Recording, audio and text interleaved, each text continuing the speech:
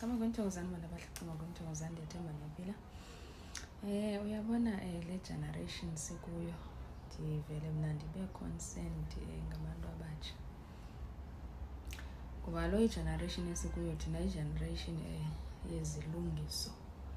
I-generation ekufuneka kurectifywe ezaa zinto zazibekiwe mandulo kungakhange kube nakucingelwa i-generation ezilandela lo mthetho lowo.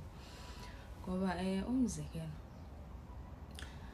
uyabona la history kaNongqawuse ngela xesha amfamekisa isizwe etshintshisa iinkomo ngoba bunekuneu babelungu.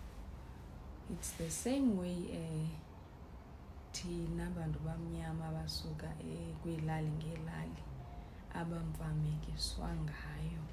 Xa kusithiwa umntana wentombi ngowakulo ntombi, owomtshato ngowakulo myeni, beyiseta laa system yabo bona becingele laa xesha labo ngoba kaloku bona babetshata. Then kwahambeka iminyaka kwafika ixesha loba kungatshatwa, abantu bazalele emakhaya.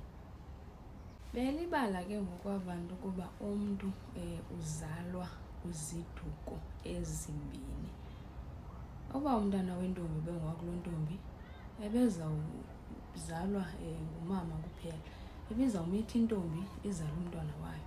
But ngoku kwafikela ixesha loba umntu enziwe ngamagazi amabini, apho funeka kudibene umntu wesinye isiduko nomntu wesinye isiduko, okanye apho funeka kudibene enye intlanga nenye intlanga.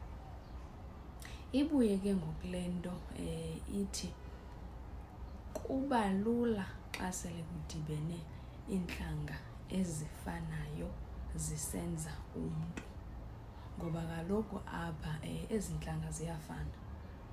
Usiko olwenziwa zezi ntlanga lusiko olufanayo, kodwa ke ngoku kushiyana isiduko eso uba sikholelwa entwenini.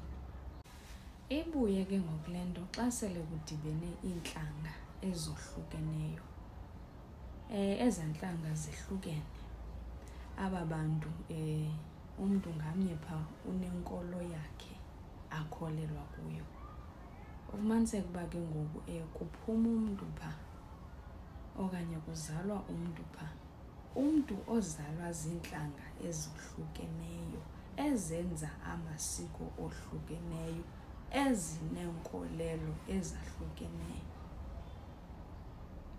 Ufumaniseke ngoku phana aba bantu abayana abayijongi ke ngoku okanye abayilanda emva ukuba njengoba thina sizintlanga ezihlukeneyo sikholelwa kumasiko okanye kwiinkolelo ezahlukeneyo, izawuthini i-way forward yoba ngoku sekuzelwe umntu efuneka elungiselelwe.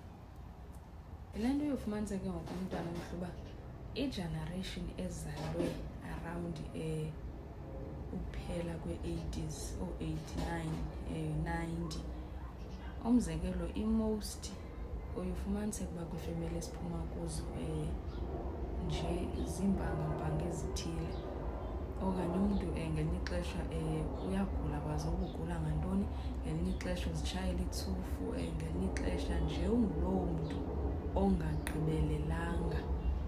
Ibe ke ngoku le nto lo mntu lona imfuna ukuba akhalungiselelwe ngokohlanga okanye ngokwenkolo esegazini lakhe. Ngoba ufumaniseke uba abazali bethu baye koomagoli bamithiswa, abazali bethu baye kwiindawo ezithile bamithiswa, bemithiswa ziintlanga ezihlukeneyo.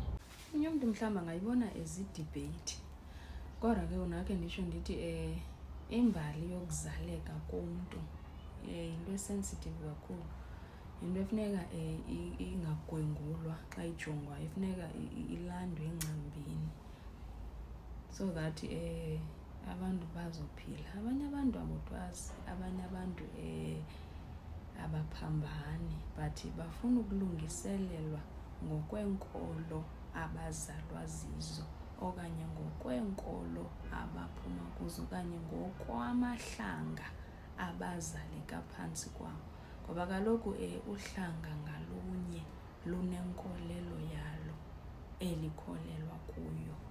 Uhlanga ngalunye lunezinto luye luzenze xa kuzaleke umntwana lowo. Singajongi icala elinye, sijonge macala omabini.